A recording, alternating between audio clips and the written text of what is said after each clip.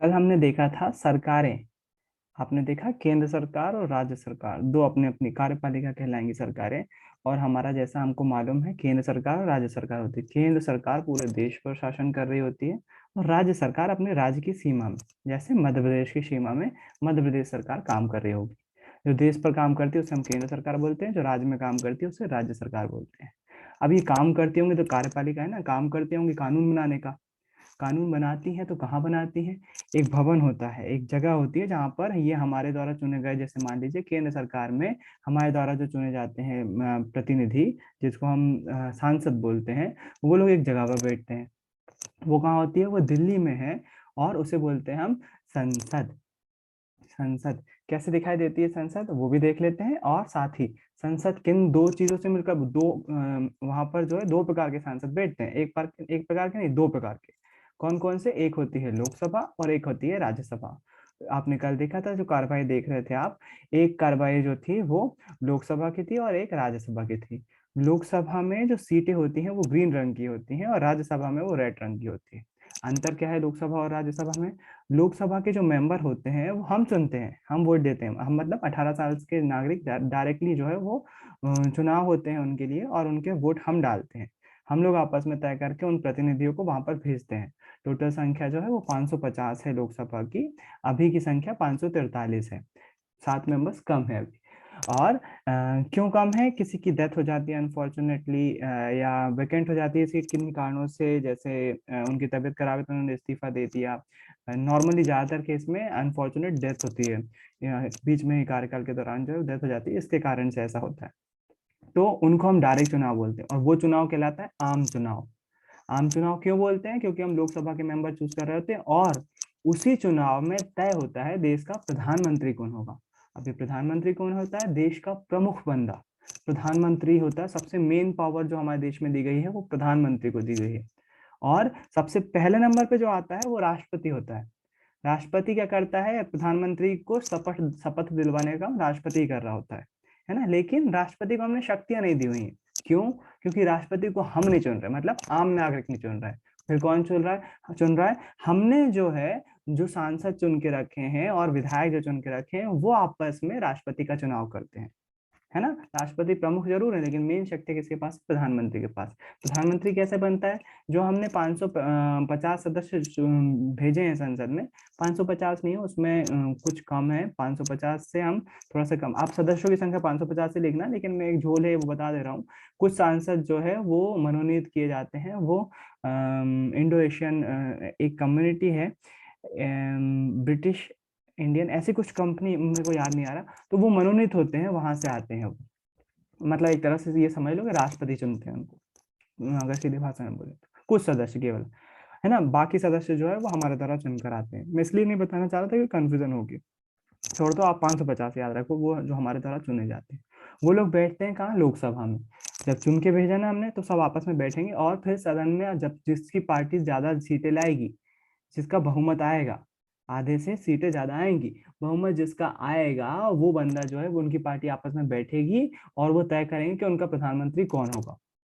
वो प्रधानमंत्री का नाम चूज करते हैं और उसके साथ साथ फिर उसका जैसे प्रधानमंत्री तय हो जाता है तो लोकसभा बैठती है और फिर लोकसभा में प्रधानमंत्री पहले चूज किया जाता है। उसके बाद जो है लोकसभा का स्पीकर चूज किया जाता है, जो लोकसभा को चला रहा होता है।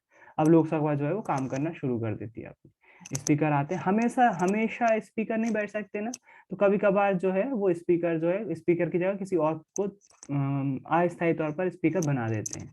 क्योंकि बेचारा 24 घंटे, मतलब जैसे मान लीजिए 9-10 घंटे अगर कार्यवाही चल रही है तो 9-10 घंटे स्पीकर एक ही कुर्सी पे कैसे बैठा रहेगा? किसी भी इंसान के लिए पॉसिबल नहीं ना, उसको और भी काम होंगे कुछ ना कुछ। तो उस दौरान जो है किसी और बंदे को बैठा देते हैं, परमानेंटली नहीं, टेम्पररी, ताकि उसकी जगह पे वो काम देख रहा होता है। स्पीकर का क्या काम है? सदन की कार्रवाई सही से चलते रहे, सबको बोलने का मौका मिले, भेदभाव ना हो किसी के साथ, वो काम कर रहा होता है स्पीकर। कौन कौन होता है स्पीकर? उन्हीं 550 लोगों में से एक बंदे को चूज कर लेते हैं। ज्यादातर कौन होता है? उस जो पार्टी जिसको बहुमत मिलता है वही आती है। सदन का नेता किसको कहते हैं? प्रधानमंत्री को कहते हैं। ठीक। और फिर उसके बाद जो है, ये लोकसभा की बात हो गई, लोकसभा के हमने चूज करके भेजी। अच्छा, फिर उसके बाद प्रधानमंत्री जरूरी नहीं हो, कई बार ऐसा होता है आम चुनाव हो गए। जैसे उदाहरण के लिए 2004 में, 2004 में क्या हुआ था? बीजेपी, अटल बिहारी वाजपेयी की सरकार थी। सरकार ने चुनाव हार गई अटल बिहारी वाजपेयी की सरकार। कांग्रेस से जुड़ी हुई गठबंधन की पार्टी यूपीए को ज्यादा बहुमत मिल गया। अब जब बहुमत मिल गया तो बात आई कि पीएम कौन बनेगा। तो सोनिया गांधी का नाम उभर कर आया कि सोनिया गांधी को बनना चाहिए, क्योंकि कांग्रेस की लीडर वो थी। सोनिया गांधी ने बहुत विचार किया और उनके सामने ये थी कि कांग्रेस को एक तरह से अभिशाप मिल गया है, जो भी गांधी फैमिली से प्रधानमंत्री बनेगा उसकी हत्या कर दी जाएगी या वो मर जाएगा। इस तरह का एक तरह से वो चल रहा है लॉजिक। तो कई कांग्रेस ने बोला कि आप मत बनो क्योंकि दिक्कत हो जाएगी, अगर आप नहीं होगे तो फिर पार्टी कौन संभालेगा। तो सोनिया गांधी ने फिर बड़ी मुश्किल के बाद एक नाम बोला कि प्रधानमंत्री हमारे देश के होंगे मनमोहन सिंह। जब मनमोहन सिंह को प्रधानमंत्री घोषित करे तो मनमोहन सिंह ने चुनाव लड़ा ही नहीं था, फिर कैसे मुख्य वो बन सकते थे। तो उन्हें जरूरी नहीं होता कि लोकसभा का सदस्य हो, वो संसद का सदस्य होना चाहिए बस। तो उन्हें जो है राज्यसभा की एक सीट पर चुनाव खड़ा कर दिया गया और प्रधानमंत्री मनमोहन सिंह राज्यसभा से जीत गए। राज्यसभा के कैसे चुनाव होते हैं, राज्यसभा से कैसे जीतते हैं? राज्यसभा से जीतने की जो प्रोसेस है उसमें राज्यों की विधानसभाओं के विधायक आपस में वोट कर रहे होते हैं। राज्यों की राज्य विधानसभा के विधायक वोट कर रहे थे। अभी राज्यों की विधानसभा क्या होती है, तो उसको अभी फिर से रिवाइज कर लेते हैं। जो राज्यों की विधायिका होती है, सॉरी कार्यपालिका होती है, वो क्या कहलाती है? विधानसभा कहलाती है ना। तो राज्यसभा में चुनाव कैसे होता है? राज्यसभा में जो मेंबर चुने जाते हैं वो राज्यों की विधानसभा के विधायक चूज करते हैं, उन्हें भी हम डायरेक्ट नहीं चूज कर रहे हैं, है ना, उन्हें भी हम डायरेक्ट नहीं चूज कर रहे। तो राज्यों के विधान राज्यसभा में फिर मेंबर्स जो है वो 230 के 230 होते हैं और वो चूज किए जाते हैं राज्यों के विधायकों द्वारा। राज्यसभा में भी सामने कोई बैठता है, उसको हम बोलते हैं चेयरपर्सन या सभापति। कौन होता है वो? देश का उपराष्ट्रपति होता है। उपराष्ट्रपति का राष्ट्रपति को कौन चुनते हैं? हमारे पूरे लोकसभा राज्यसभा और लोकसभा राज्यसभा के सांसद और राज्यों के विधायक सब आपस में जो हमने चुनकर भेजे ना प्रतिनिधि, वो अपने आप से राष्ट्रपति का तय करते हैं। सेम उपराष्ट्रपति का भी ऐसे ही होता है, वही लोग तय करते हैं उपराष्ट्रपति कौन होगा देश का, है ना। तो एक ये चीज हो गई। फिर उसके बाद जो लोकसभा होती है वो अस्थायी सदन है, वो जो है 5 साल बाद भंग होना ही है, तय है। 5 साल बाद पूरी लोकसभा खत्म हो जाएगी, नई लोकसभा बनेगी, चुनाव होंगे, नए नए बंदे आएंगे। राज्यसभा स्थायी सदन है, ये कभी खत्म नहीं होता। इसमें धीरे धीरे लोग बाग रिटायर होते जाते हैं और नए आते जाते हैं, रिटायर होते जाते हैं और नए आते जाते हैं, ऐसा होते रहता है ना। और उसके बाद जो हम बात करें इनके कार्यकाल के बारे में, तो लोकसभा का 5 साल का होता है, राज्यसभा के सदस्य का कार्यकाल 6 साल का होता है, 6 साल का, है ना। अच्छा, उसके बाद मतलब देश का प्रमुख होता है प्रधानमंत्री। अब आ जाते हैं प्रदेश में, है ना। देश का मेन बंदा तो वैसे राष्ट्रपति होता है, लेकिन उसके पास पावर नहीं है, तो फिर प्रधानमंत्री बोलते हैं। लेकिन अगर लिख के आए कि देश का प्रथम नागरिक कौन होता है, सबसे प्रमुख व्यक्ति कौन होता है, तो राष्ट्रपति होता है ना। लेकिन सच्चाई में प्रधानमंत्री होता है। लिखने क्या है तो क्या लिखोगे? राष्ट्रपति। राष्ट्रपति मेन बंदा है, सबसे प्रमुख देश का वो राष्ट्रपति है। उसके बाद प्रधानमंत्री आता है ना। ऐसे ही अगर हम बात करें क्या बोलते अपने राज्य की, तो राज्य का जो प्रमुख होता है वो राज्यपाल होता है। राज्यपाल की नियुक्ति कैसी होती है? क्या चुनाव से लड़ता है? नहीं, कुछ नहीं लड़ता। एक नॉर्मल व्यक्ति है जो किसी, जैसे कि बीजेपी की सरकार है, कोई पुराना व्यक्ति है, बहुत सालों से काम कर रहा है, बीजेपी को ज्यादा मौके नहीं मिले उसको, और एज हो गई है ज्यादा, तो उसको राज्यपाल बना दिया जाता है, क्योंकि राज्यपाल के पास ज्यादा अधिकार है ही नहीं, ज्यादा शक्तियां है ही नहीं। उसको जो है राज्यपाल बना दिया जाता है और वो प्रमुख होता है राज्य का। जैसे अभी मध्य प्रदेश के राज्यपाल कौन है? कोई राज्यपाल का नाम बताएगा मुझे मध्य प्रदेश के? गंगूबाई छगन भाई पटेल। मंगूभाई पटेल, शॉर्ट में बोले तो मंगूभाई पटेल जो है अभी मध्य प्रदेश के राज्यपाल हैं। उसके पहले अस्थायी कार्यकाल जो है वो आनंदीबेन पटेल को ही दिया गया था। उसके पहले एक और थे, उनका अनफॉर्चुनेटली मृत्यु हो गई कोरोना काल में।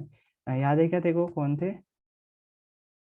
अच्छा नाम था उनका भी, लालजी टंडन। लालजी टंडन। हाँ, उन अनफॉर्चुनेटली उनकी उत्तर प्रदेश के रहने वाले थे, उनकी मौत हो गई थी कोरोना काल में। तो वो थे मध्य प्रदेश के राज्यपाल। और राज्यपाल जो है वो पार्टी के प्रमुख द्वारा ही चूज किए जाते हैं। प्रधानमंत्री चूज करते हैं, लेकिन राष्ट्रपति उस पर साइन करके देते हैं कि ये बंदा राज्यपाल होगा। उसके बाद जो है मुख्यमंत्री की बारी है। जैसे वहां पर राष्ट्रपति और प्रधानमंत्री है ना, यहाँ पर जो है वो राज्यपाल और मुख्यमंत्री है। मेन बंदा राज्यपाल है, लेकिन वो केवल कागजों पर, सारे काम कौन करता है? मुख्यमंत्री। मुख्यमंत्री कैसे चूज किया जाता है? तो जैसे हम लोकसभा के संसद चुनते हैं ना, लोकसभा के संसद वोटिंग करते हैं, आम चुनाव बोलते हैं उसको, प्रधानमंत्री चूज किया जाता है क्योंकि उसमें वैसे ही राज्यों की विधानसभा के लिए हम जो है विधायक चूज करते हैं अपने एरिया का। राज्यों की विधानसभा के लिए विधायक चूज कर रहे होते हैं हम यहाँ पर। वो सेम सेम इलेक्शन जैसे जैसे लोकसभा का प्रतिनिधि चुनते हैं वैसे ही राज्यसभा का भी प्रतिनिधि चुनते हैं। तो वोटिंग करते हैं।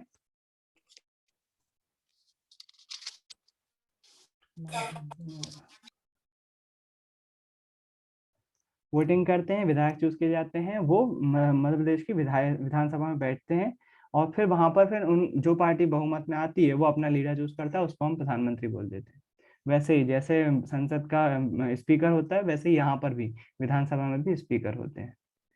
यहाँ पर मुख्यमंत्री होता है प्रमुख जो मेन काम कर रहा होता है, और अभी के मुख्यमंत्री आप सभी को पता है माननीय श्री शिवराज सिंह चौहान जी हैं, ब्रैकेट में बोले तो मामा जी हैं, हमारे मामा जी उनको बोला जाता है। तो वो है। अब इसमें किसी को डाउट है, कुछ चीजें क्लियर हुई हो तो, अगर किसी को कुछ डाउट हो तो पूछो, नहीं तो फिर मैं आगे बढ़ रहा हूँ। भैया वो हाँ। एमपी में राज्यसभा की सीटें कितनी है? एमपी में राज्यसभा की सीटें कंफर्म कर दे रहा हूँ, वैसे 29 या 30 है, लेकिन एक बार कंफर्म कर दे रहा हूँ। राज्यसभा सीट्स इन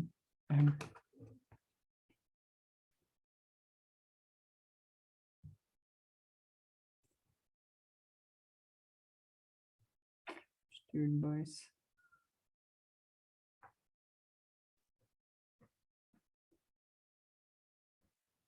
मध्य प्रदेश।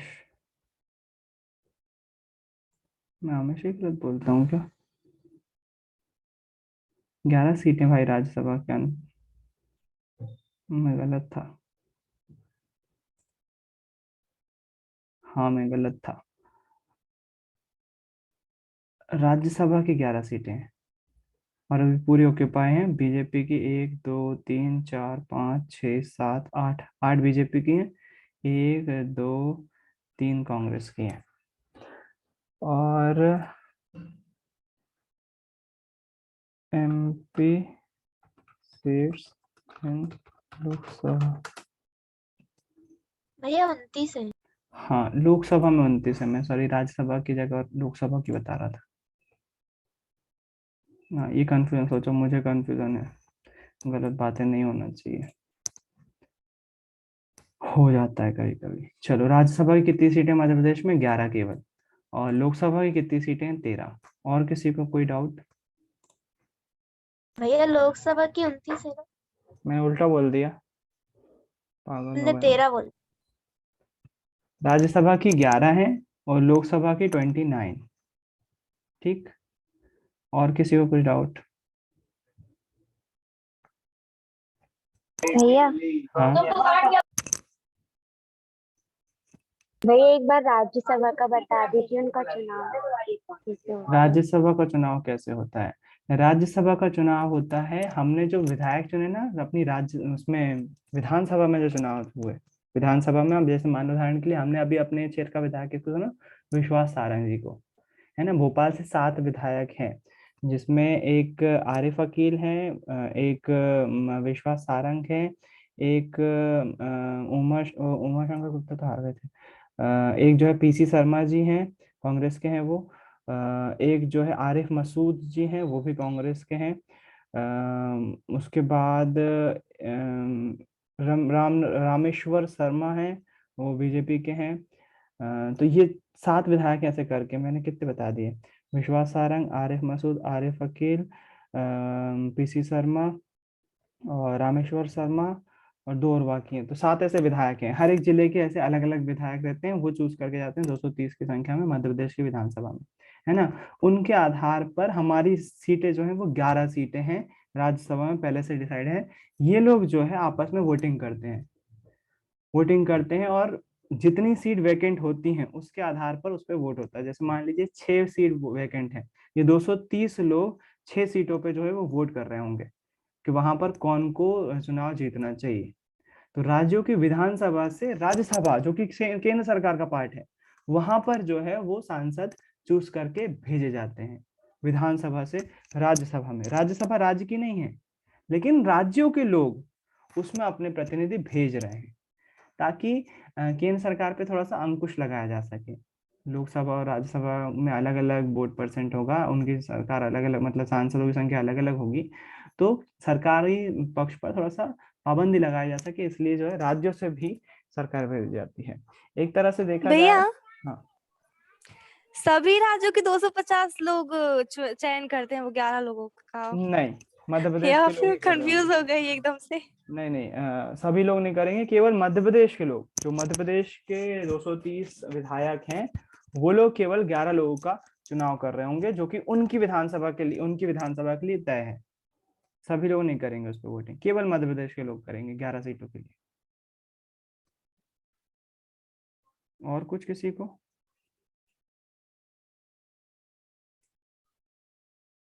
चलो, मतलब आगे बढ़ सकते हैं। इसके बाद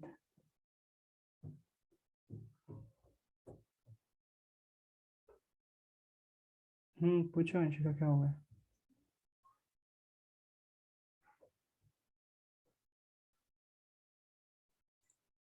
हाँ हाँ, अगर बोले कि गृह मंत्री का क्या काम है, गृह मंत्री क्या करता है, तो गृह मंत्री जैसे मान लीजिए नाम ही है ना, होम मिनिस्टर।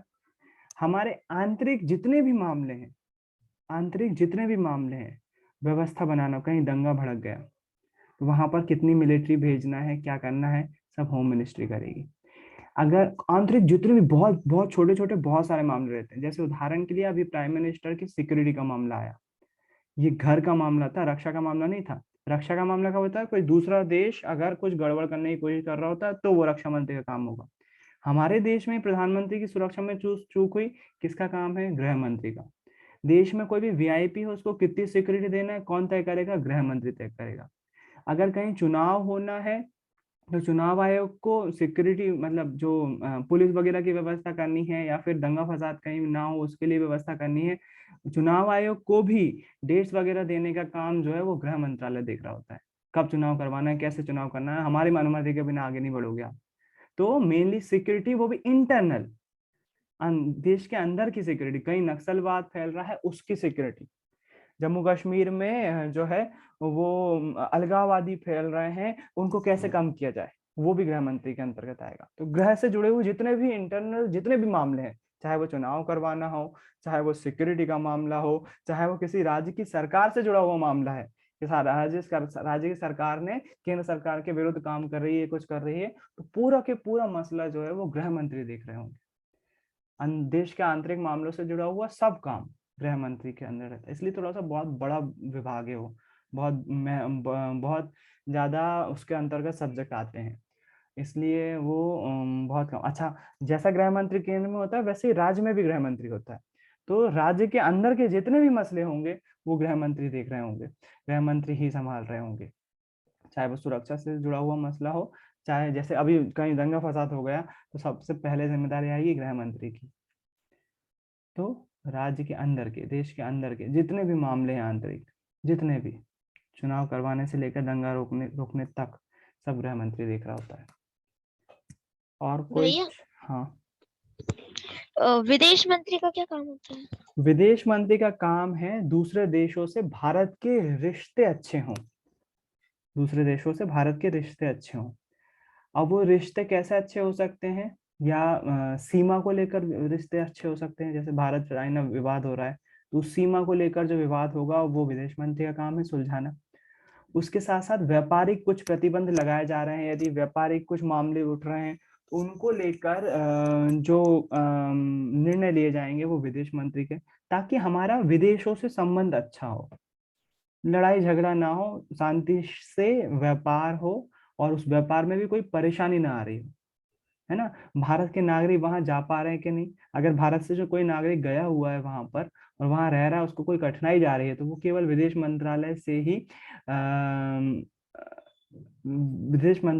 मंत्रालय से ही कांटेक्ट करेगा, और उसी विदेश मंत्रालय ही उसकी किसी कठिन परिस्थिति में मदद करेगा। उदाहरण के लिए, जैसे यदि मान लीजिए अफगानिस्तान में भारतीय लोग रह रहे थे और वहां पर जो तालिबान शासन आ जाता है, तो देश विदेशी लोग जो है वो अपने जो भारत के लोग होंगे वो किसे कांटेक्ट करेंगे? विदेश मंत्री को। किसके थ्रू?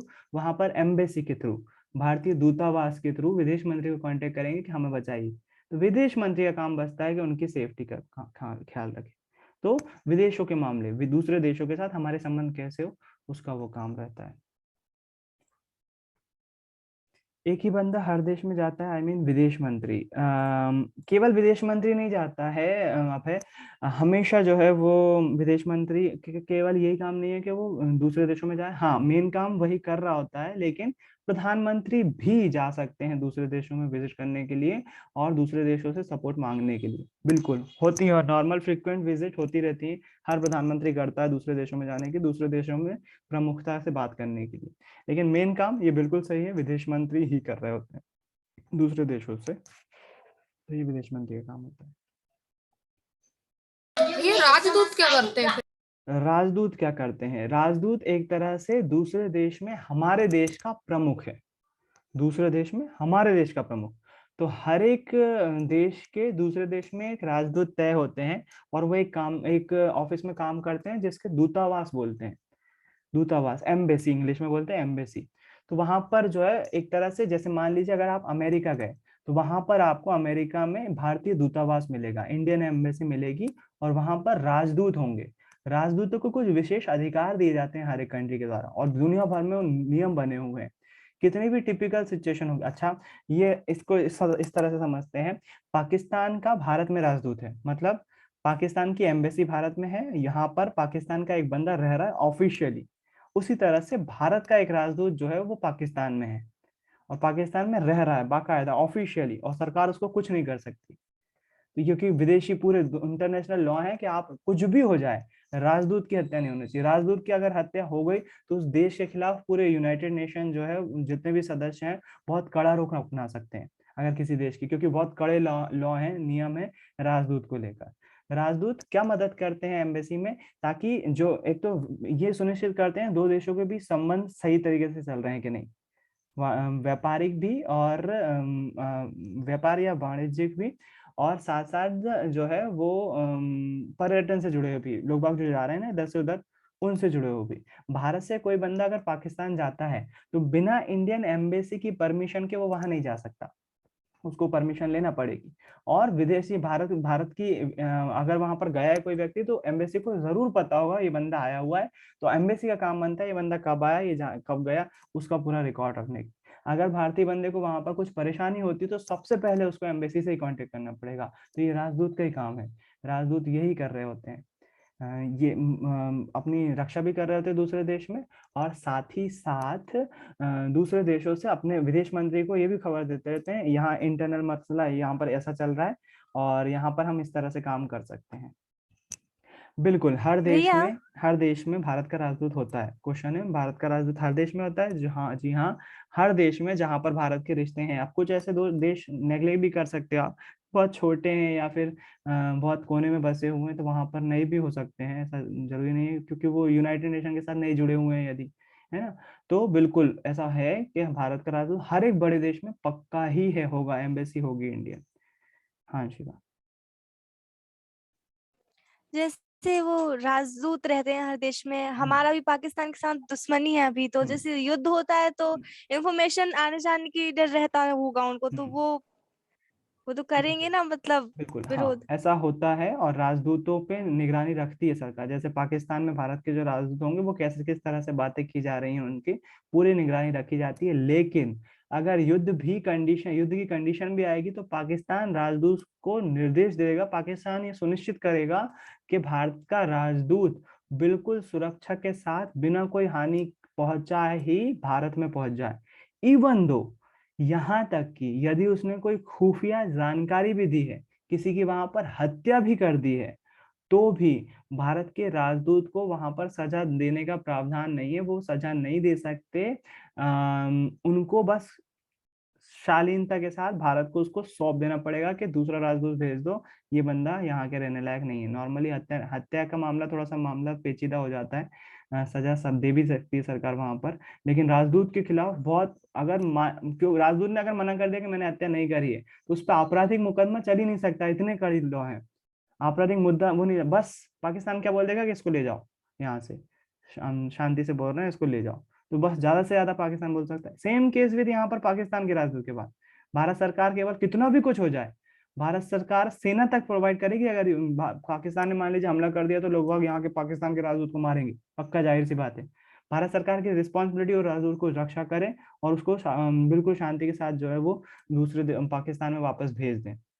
ये सरकार की जिम्मेदारी बनती है। अगर भारत सरकार फेल होती है उसमें, तो भारत सरकार के खिलाफ अन्य देश जो अंतर्राष्ट्रीय देश हैं, जो संयुक्त राष्ट्र संघ के देश है, वो कड़े नियम जो है वो लागू कर देंगे, प्रतिबंध लागू कर देंगे भारत के खिलाफ। क्या भारत ने उसके लिए क्यों नहीं किया काम सुरक्षा के लिए। अगर कोई सरकार 10 सालों तक हम उसे जिताते हैं और वे हमारे लिए कोई काम नहीं करती, तो फिर उसे चुनाव में जिताते हैं और भारत की सारी जनता चुनाव के बाद उस पार्टी को हटा सकती है या नहीं। हर चुनाव में हर व्यक्ति को वोट देने का अधिकार है, वो अपने हिसाब से तय कर सकता है। अगर बंदा अच्छा काम कर रहा है तो वोट दे, अगर नहीं कर रहा तो बिल्कुल। बीच में नहीं हटाया जा सकता किसी सरकार को। अगर किसी सरकार के पास बहुमत है तो बीच में नहीं हटा सकता। लेकिन संविधान ने इस तरह के प्रावधान भी किए हुए हैं कि यदि कोई, मान लीजिए जैसे आपने सरकार चूज कर ली, प्रधानमंत्री और राष्ट्रपति, मतलब प्रधानमंत्री और मंत्रिपरिषद वहां पर काम कर रहे हैं, और उस दौरान प्रधानमंत्री ने बहुत सारे घपले कर दिए, वो जो है बंदा जो है वो खाऊ बैठा हुआ है, बहुत सारा जो है धर्म अपने देश का खा रहा है, तो फिर एक एक प्रावधान है जिसके तहत प्रावधान राष्ट्रपति या प्रधानमंत्री को हटाया जा सकता है। वो है उन पर उनका जो है एक शब्द यूज किया जाता है, उस पर जो है एक कानून रहता है जिसको जो है वो एक्चुअली हम उसको क्या बोलते हैं यार, मेरे ख्याल से खुशी को पता होना चाहिए चीज। खुशी, जब राष्ट्रपति है उसको हटाना होता है तो एक चीज करते हैं ना, वो अच्छा चीज है यार, वो अच्छा शब्द है मेरे शब्द क्या होता है भैया उसमें, ये तो बताइए, मतलब शायद मुझे पता। उस प्रोसेस के अभियोग लाना बोलते हैं, शायद अभियोग चलाया जाता है और उस राष्ट्रपति और प्रधानमंत्री को हटा सकते हैं। अभियोग ही बोलते हैं जहां तक है। When PM can be removed, यार अच्छा शब्द है, डिप्लीशन रीजन। अरे पीएन नहीं रे, पीएम प्राइम मिनिस्टर, पीएन से डिप्लीशन लेयर पहुंचने लगा, वो फिर इस पे पहुंच गया।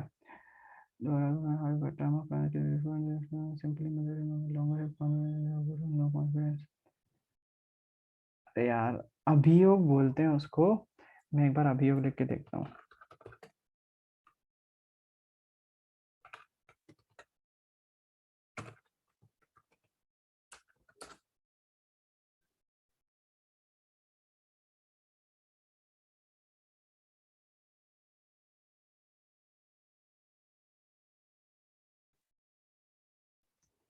यार एक प्रावधान है संविधान में, उसके तहत हम जो है राष्ट्रपति, अगर राष्ट्रपति कुछ गलत काम में संलिप्त पाए गए हैं प्रधानमंत्री, तो उसके खिलाफ जो है वो अभियोग की कार्रवाई की जा सकती है। वो अभियोग में क्या किया जाता है, महाभियोग भाई, क्या महाभियोग। महाभियोग, महाभियोग बोलते हैं उसको, है ना। तो महाभियोग चलाया जा सकता है। उस महाभियोग में क्या होता है, महाभियोग में जैसे प्रधानमंत्री लिप्त पाए गए हैं तो संसद में विपक्ष एक प्रस्ताव रखेगा कि प्रधानमंत्री के खिलाफ ये आरोप लगे हुए हैं, हम इसका विरोध करते हैं और प्रधानमंत्री के खिलाफ महाभियोग चलाने की दरखास्त देते हैं।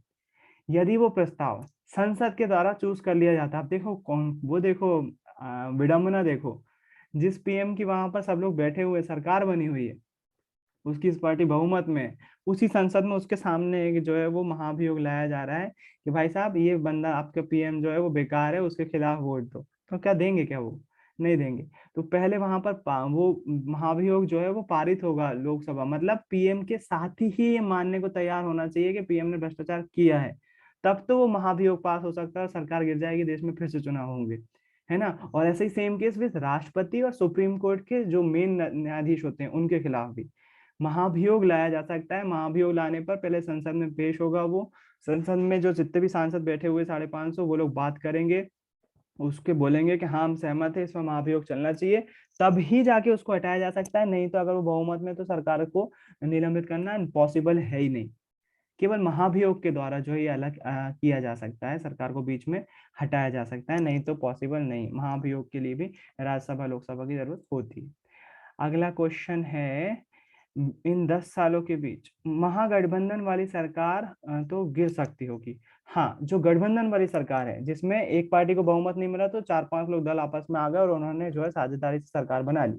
जब सरकार बना ली और बीच में क्या हुआ, गठबंधन में मनमुटाव हुए, हमको ये वाली सीट नहीं दी, हमको ये नहीं करा, हमको पैसे कम नहीं मिल रहे हैं, हमको डिपार्टमेंट में ऐसे डिपार्टमेंट दिए जहाँ पर पैसा ज्यादा है ही नहीं। अगर मनमुटाव की स्थिति आती या फिर कोई ऐसा विषय आ गया, मेनली तो ज्यादातर यही विषय होते हैं, सामने दिखावे के लिए बोलते हैं नहीं हम किसी की हत्या हो गई तो ये हम पार्टी से अलग हो जाएंगे, मेनली क्या होते हैं पैसों का ही मामला रहता है ज्यादातर गठबंधन पार्टी को टूटने की। गठबंधन पार्टी बिल्कुल टूट जाती है थोड़े से ही काम में। थोड़ा सा भी अगर एक ही पार्टी को वो हुआ तो वो अपना समर्थन वापस ले लेगी, वोटिंग होगी, वोटिंग में हार जाएगी और निपट जाएगी सरकार। और वो वोटिंग भी किसी भी विधेयक पे हो सकती है, अगर सरकार अगर फेल होती है किसी बिल को पास करवाने के लिए तो सरकार गिर सकती है, मतलब उसके पास मेजोरिटी नहीं है। अगला क्वेश्चन है, भैया इन 10 सालों के बीच अगर उन्हें कुछ हो जाता है तो फिर किसको चूज करते हैं? हाँ, वही चीज पूछा। जैसे मान लो 550 सांसद हमने लोकसभा में चूज करके भेजे हैं, अनफॉर्चुनेटली किसी सदस्य की डेथ हो जाती है तो उसका कार्यकाल तो पूरा हो नहीं पाया, तो उस सीट पर फिर से चुनाव करवा देते हैं, केवल एक सीट पर, उसको बोलते हैं उपचुनाव। उपचुनाव करवा देते हैं ताकि उस सीट पर फिर से कोई प्रतिनिधि रह जाए, लेकिन उसका कार्यकाल आगे 5 साल नहीं बढ़ेगा, उसका जब तक लोकसभा है तब तक ही रहेगा। अब हो सकता है कोई 2.5 साल काम किया हो, 2.5 साल के बाद शांत हो गया हो, तो बचे हुए 2.5 साल ही काम करेगा अगला बंदा, नहीं तो फिर नई विधानसभा तक अगर 6 महीने बाकी है तो फिर रोक दिया जाता है उसको, 6 महीने के लिए चुनाव क्या करवाएं, तो उसको नई लोकसभा के साथ ही फिर चुनाव करवाया जाता है। ऐसा ही होता है, इसको उपचुनाव बोलते हैं जब किसी की अनफॉर्चुनेटली डेथ हो जाती है या फिर कई विधायक इस्तीफा दे देते हैं, जैसा ही मध्य प्रदेश में हुआ था, सरकार गिर गई थी तो कांग्रेस के विधायकों ने इस्तीफा दे दिया था, इसके कारण से कांग्रेस की सरकार गिर गई थी, फिर से वहां पर चुनाव हुए जिन विधायकों ने इस्तीफे दिए थे। उसके बाद हाँ शिखा,